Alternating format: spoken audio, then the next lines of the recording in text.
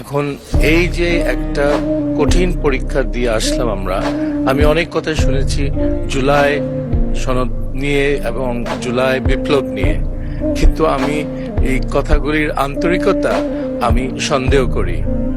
আপনারা খেয়াল করেন, এতদিনে বিপ্লবের পর এতদিনে একটা মানুষকে শাস্তি দেওয়া হয়েছে ওই খুনগুলির জন্য?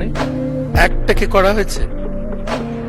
আওয়ামী লীগের মন্ত্রীগুলি আমাদের জেলে বসে আছে, তাদেরকে নিউরেমবার্গ স্টাইল ওয়ার ক্রাইমসে একটা আন্দোলন করতে হবে আমাদেরকে, তাকে ওখানে আদালতে নিতে হবে এদেরকে। তাদের কাউকে শাস্তি দিব না আমরা, তাহলে এটা কি ধরনের শ্রদ্ধা দেখাচ্ছি আমাদের জুলাই শহীদদের জন্য?